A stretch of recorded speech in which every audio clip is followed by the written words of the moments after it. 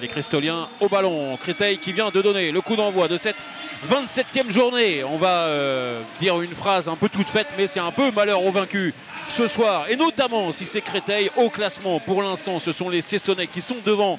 Ils sont 14e avec un petit point d'avance sur les Cristoliens. 15e et premier relégable. Les Cristoliens qui restent sur 8 défaites consécutives. Cesson de son côté se donne de l'air depuis 5-6 matchs maintenant, avec notamment une dernière victoire face à Chambéry il y a 3 semaines. Défense 0-6 autour de Romaric Guillot et Romain Brive sans surprise. Le petit Schwenker et le comité d'accueil dans le bloc central. Et le retour de ces deux garçons qui a évidemment apporté beaucoup de stabilité à la défense cessonnaise. Romain qui a trop longtemps manqué à cette équipe. Korzeniec qui attendait le ballon. Le voici, le laiton. Le petit échange de ballon. Bras levé des arbitres. Korzeniec qui revient. Il va être stoppé par Romain Brive. Bloc central, donc Brive avec Romaric Guillot. La petite passe pour Babic qu'on a trouvé. Beaucoup de patience. Allez, Djekic qui navigue. Encore une fois, la petite passe dans l'espace. Ça, c'est bien joué. Jusqu'à Mario Lopez qui va... c'est pas Mario Lopez, c'est Anzuini. 3 partout après un peu plus de 5 minutes. Romain Brive pour retrouver Robin Molinier avec Mathieu Salou. Molinier en position de demi-centre. Robin Brive. La petite passe pour Xavier Labigang. Là, c'était pas possible de passer. Romain Brive encore avec Molinier. La bonne sortie de Korzeniec. Mais il a réussi à libérer son ballon pour Axel Pelissano.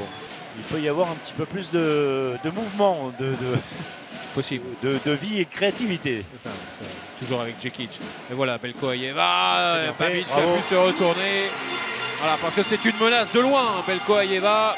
Parce qu'il y aura quand même un petit Final Four de Ligue des Champions pour les Nantais le week-end suivant. Dani Mosindi, lui aussi est entré. Robin Molinier dans un deuxième temps, en descendant après son saut. Il a réussi à déclencher son tir. Hors de portée de Jandric qui s'en veut. D'ailleurs, la montée de balle derrière. Alors, il n'y avait pas beaucoup de place. Il y avait la place du ballon, simplement. On a pu discuter un petit peu avec lui, Matej Sunic, juste avant la rencontre. Attention, un nouveau ballon perdu.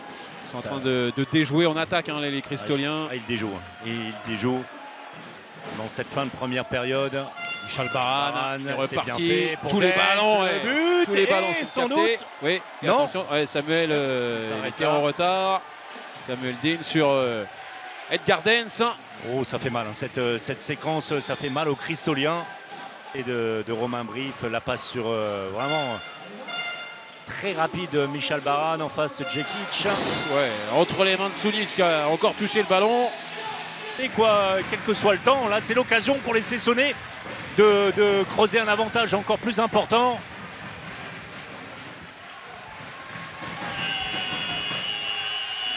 On en restera là finalement, Xavier. Exactement, avec ce 18-14 en faveur des Cessonnais.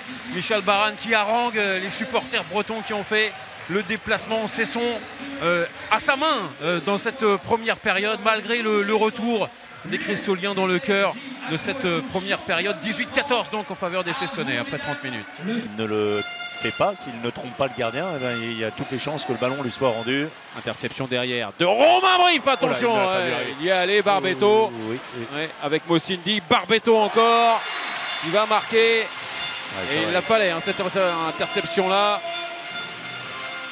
un peu sonné chez les extérieurs. Michel Baran de l'autre côté avec Robin Molinier, mais là encore il y a Jandric qui est en feu là dans ces dernières minutes. Ça peut être un duel de gardiens cette fin de match. Oh, ça passe pour Barbetto. Avec ce tir contré qui vient mourir près du poteau. 2 buts simplement. Il y avait 6 buts d'avance pour les Cessonnais tout à l'heure. C'est pas du tout la même histoire. Ces dernières minutes avec Jandric notamment, mais toute la défense qui se met au diapason. Boutorage qui est reparti. Le service parfait pour Djekic derrière. On va attendre quand même Robin Molinier avec Michel Baran, avec Mathieu Salou. Et l'interception derrière, c'est le ballon pour égaliser pour Mario Lopez qui va mettre ce tout petit ballon au premier poteau. Créteil complètement revenu dans le combat. Voilà, là, ce sont de vraies tranchées. Et ce sont des attaques tranchantes. Allez, Moulinier avec Barane. Il n'y a évidemment pas de passage en force de Babic. Oh, la passe de renversement. Ouais, intercepté par Barane qui va aller jusqu'au bout, incroyable. Et Théophile Cosset qui va saluer Michel Barane comme si c'était un but de foot. C'est incroyable. Alors sur cette action, il se sera un peu tout passé. Oh, la séquence, pas forcément dans les... incroyable, le ballon récupéré puis perdu par Mario Lopez. Bien sûr, s'il vous plaît. La passe de Salo qui n'est pas bonne dans les pieds. Oula, et derrière, toute l'adresse jusqu'au bout d'Alejandro Barbeto.